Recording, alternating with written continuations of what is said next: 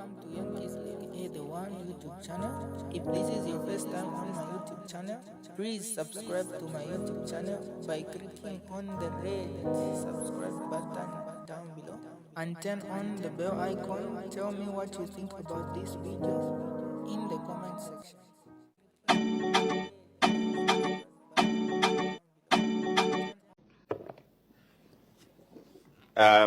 Honorable Minister, in your statement, you have indicated that the consortium who bear the cost of repairs of the damage that happened on that road, you are aware through our Committee on Delegated Authority, we have made a recommendation as Parliament through that committee that this contract needed to have been revised because, Madam Speaker, you wish to know, the concessionaire has been given 18 years to operate that road, when in essence they are going to recover their investment in just about 5 years. It was the view of the committee that this contract needed to have been revised. Now, other than the cost of repairs that you have indicated will be borne by the consortium, the concessionaire, have you been able to ascertain the loss economically to the country? Because you know a day, 2, 3 of that problem has impacted on our economy to a big extent. Have we been able to, to ascertain the extent of the loss to the economy, which must equally be borne by the same consortium? Madam Speaker, I thank you. The Honourable Minister of Infrastructure, Housing and Urban Development. Madam Speaker, I thank the Honourable Member from Nkana for that question. However, Madam Speaker, I think his hatred for the private sector involvement in running our economy is clearly evident from that question. We decided as a country, as a government, to leverage on the private sector in terms of infrastructure development. The Honourable Member for Nkana, you've just asked the question, and the Minister is starting to respond to your question. Can you allow him to respond? We haven't even heard the response. The Honourable Minister, you may continue. The reason that we embarked on a PPP model of financing infrastructure development is because of the state of the economy that we inherited from the previous administration. We did not have the money to undertake some of these works. Worse than that, we are an over-borrowed country, and therefore, with limited capacity to borrow to carry out infrastructure. We are also a government of laws, Madam Speaker. We follow the law, and the law stipulates that when you make an agreement, you stick to the conditions of that agreement. We have a concession agreement between government and this consortium. That agreement stipulates that all risk during construction, operations and maintenance of that particular asset for the whole duration of the concession agreement lies with the concessionaire, and government does not take any risk. That is what we are following. So the maintenance, the reconstruction, the ensuring that the traffic passes lies with the concessionaire. And all maintenance, in spite of what anybody will say, and any repair on that particular site was undertaken by the concessionaire, because I was on site. If you look at what this new Dawn government has done, effectively, before we came into office, there was only the Kasumbalesa crossing point into the DRC. we now have 2 extras, which is Sakanya, redeveloped, Mokambo, which is undergoing redevelopment. So there are other opportunities for vehicles going into the DRC or coming from the DRC to cross into Zambia. Madam Speaker, I thank you. The Honourable Member for Pemba. Thank you so much, Madam Speaker. Honourable Minister, there has been a number There is an indication for a point of order. The Honourable Member for Nkana. Madam Speaker, is a minister in order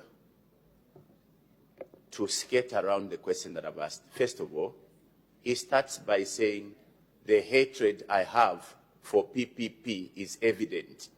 Madam Speaker, do I hate PPP? I don't. I don't just disagree with the manner in which these contracts are being done. But the issue, Madam Speaker, I have asked a question.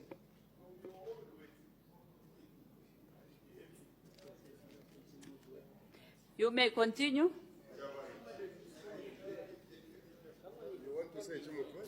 We are behind time, Honourable Member for Nkana.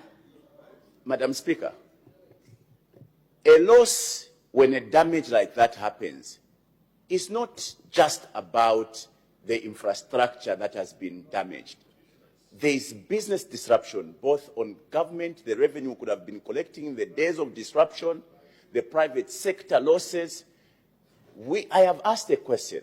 Has government been able to ascertain the losses we have incurred as a country and who bears the cost of such a loss? That is the question. He has not attempted to answer that question. He has talked about Sakanya. We're not interested in Sakanya. We're interested in who bears the cost of the loss that the country has incurred and the private sector. I seek your indulgence, Madam Speaker.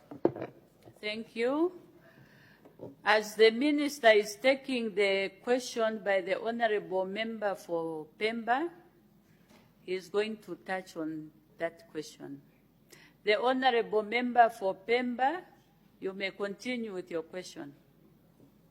Thank you so much once again, Madam Speaker. Honourable Minister, there has been a number of culverts, bridges being washed away, especially during rain season.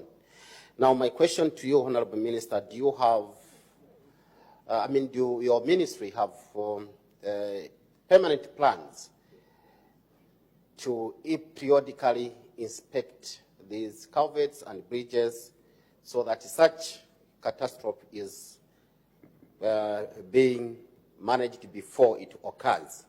I will give you a typical example. Along Pemba Mapanza Road, we have quite a number of bridges that are going to be washed away if nothing is being done. Thank you.